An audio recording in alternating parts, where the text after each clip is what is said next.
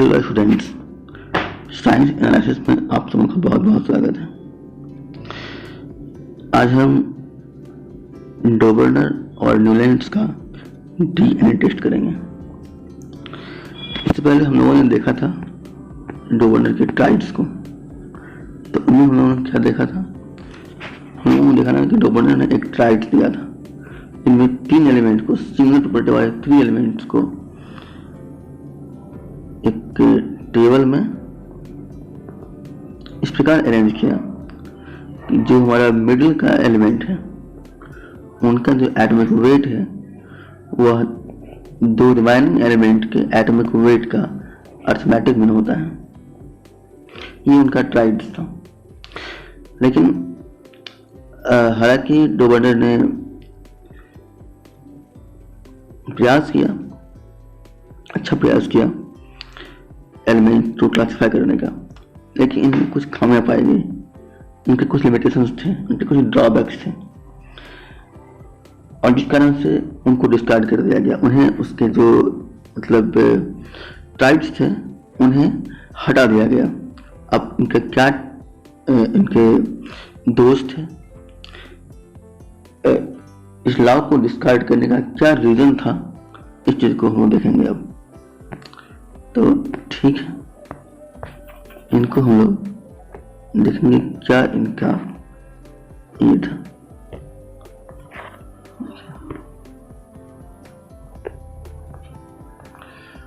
यहाँ पर है पहला क्या ड्रॉबैक ये था, डोबर्नर जो है वह उस समय के जो भी नॉन एलिमेंट थे उन एलिमेंट को इस ट्राइड के फॉर्म में अरेंज करने में फेल हो गया। उस समय के नॉन एलिमेंट को ट्राइड के फॉर्म में अरेंज नहीं कर पाया, सारे एलिमेंट को अरेंज नहीं कर पाया। कुछ एलिमेंट को अरेंज किया, बाकी सारे एलिमेंट को अरेंज कर पाने में वो फेल हो गए। दूसरा था, एक ही फैमिली के एलिमेंट पर यह अप्लीकेबल नहीं हो पा रहा था। ये ट्राइड्स एक ही फैमिली के एलिमेंट पर वह अप्लीकेबल नहीं हो पा। जैसे कि हम लोग देखते हैं एक है हैलोजन, इसमें आता है फ्लोरीन, क्लोरीन और ब्रोमीन, आयोडीन भी आता है हैलोजन में। तो इस फैमिली पर ही जो है इनका जो लॉ है वो अप्लीकेबल नहीं हो पाया ठीक ढंग से। तो कैसे नहीं हो पाया, इनको जरा देखते हैं ठीक से हम लोग, कैसे नहीं हो पाया इस पर अप्लीकेबल।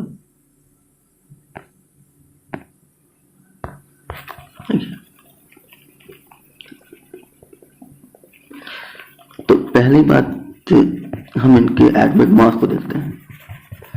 फ्लोरीन का क्या होता है, क्लोरीन का क्या होता है और ब्रोमीन का क्या होता है। हमें ये नॉन है, हम इस चीज को जानते हैं। तो हमारा जो फ्लोरीन है, ठीक है, हमारा जो फ्लोरीन तो इनका जो एटॉमिक मास होता है वो होता है 19।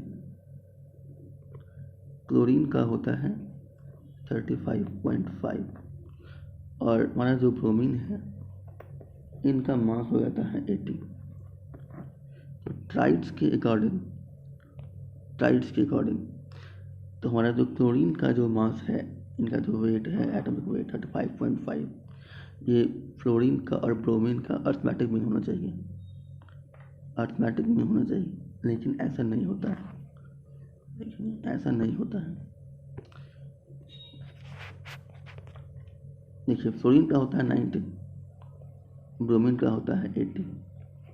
इन दोनों को ऐड करके 2 से डिवाइड करते हैं तो ये होता है 99/2। ये हमारा होता है 49.5। तो ये आता है 49.5, लेकिन हमारा जो क्लोरीन का जो अर्थमेटिक मतलब एटॉमिक वेट है वो 35.5 ही है। ये दोनों नहीं हुए सिमिलर, अर्थात इनका जो अर्थमेटिक मीन है ये क्लोरीन के एटॉमिक वेट के बराबर नहीं हुआ। तो यहाँ पर इनका जो ट्राइड्स है वो फेल हो जाता है, इनका ट्राइड्स, डोबर्नर का ट्राइड्स। इसलिए एक अब नए साइंटिस्ट आए, न्यूलैंड्स, उन्होंने भी एक लॉ दिया, इसे कहते हैं लॉ ऑफ न्यूलैंड्स। और उन्होंने क्या लॉ दिया, उन्होंने क्या किया कि सारे एलिमेंट को, उस समय जो नॉन एलिमेंट थे उन सारे एलिमेंट को इंक्रीजिंग ऑर्डर के एटॉमिक मास में अरेंज किया और देखा कि प्रत्येक 8वां एलिमेंट जो है पहले एलिमेंट के सिमिलर प्रॉपर्टी वाला होता है। ठीक है, ये होता है लॉ ऑफ न्यूलैंड्स वाला।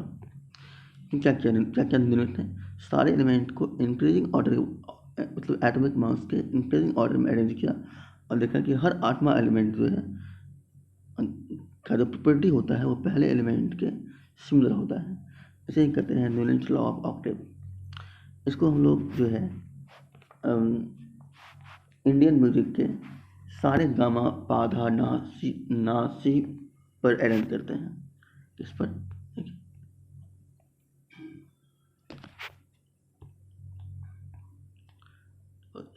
सा रे गा मा पा धा नी।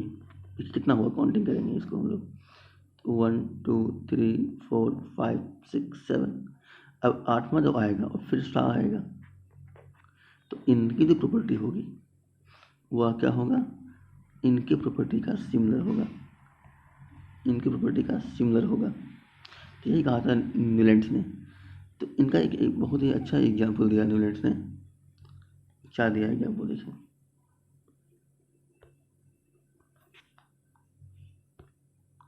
तो न्यूलैंड्स ने ये बताया, देखिए उन्होंने क्या किया न्यूलैंड्स ने। तो उन्होंने कहा जैसे कि hydrogen, lithium, beryllium, boron, carbon, nitrogen, oxygen, तो इन सारे एलिमेंट को क्या किया गया, एटॉमिक मास के इंक्रीजिंग ऑर्डर में अरेंज किया गया।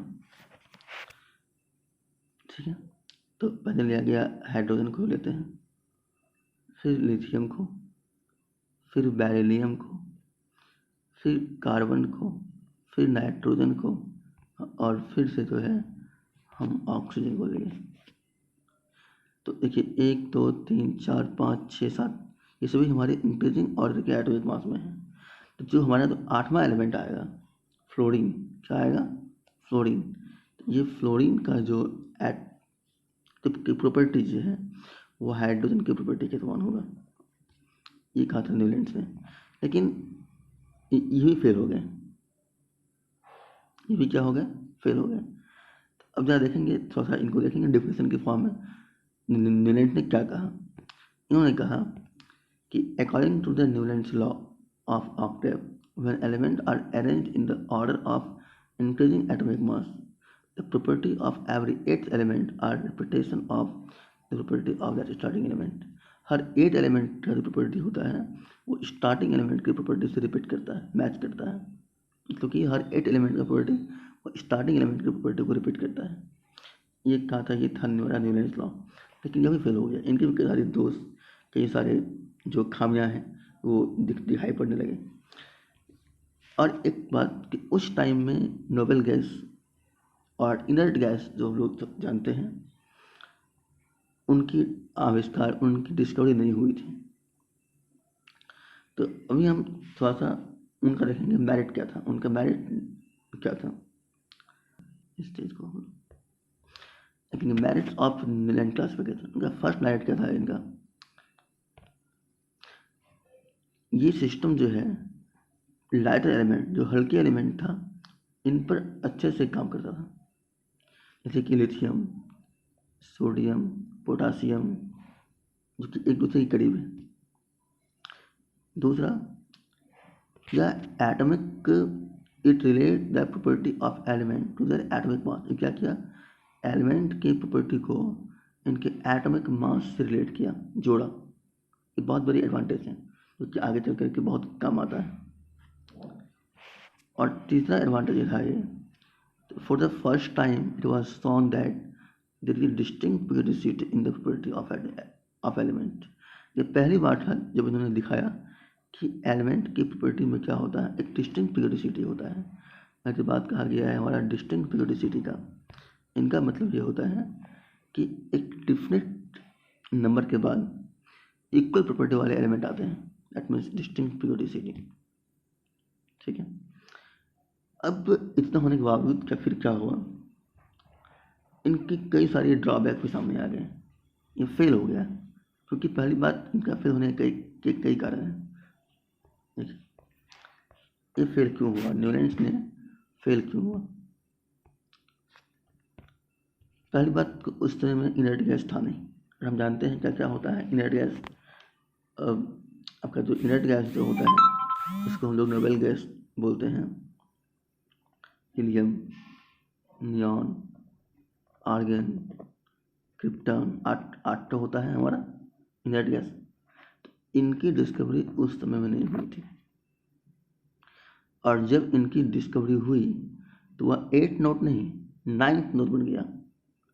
मतलब कि नम्मा एलिमेंट जो होता है उनकी जो प्रॉपर्टी है वह 8th एलिमेंट के प्रॉपर्टी के पाया गया सिमिलर, जो गलत था, जो कि न्यूलैंड्स का लॉ नहीं था। ठीक है, ये बहुत बड़ा ये हमारा जो है उनमें कमियां आ गई। दूसरी कमियां इसमें क्या आया, इनमें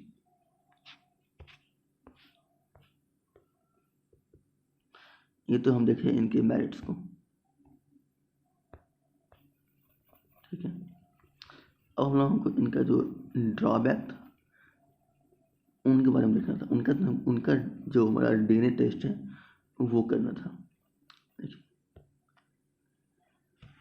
तो पहला हम लोग देख लिया। सेकंड जो है ये कह रहा है this classification failed with regard to the heavier element. भारी एलिमेंट जो आया, हैवियर एलिमेंट, उसमें जो है इनका जो क्लासिफिकेशन है फेल हो गया, उनमें इनका लॉ काम नहीं कर पाया। और क्योंकि उस समय में ज़्यादा एलिमेंट थे नहीं, जब नए नए एलिमेंट हैवी एलिमेंट जब आने लगे तो वहाँ पर इनका लॉ क्या हुआ, ये फिट नहीं बैठा। यही हमारा क्या था, न्यूलैंड्स का ड्रॉबैक था।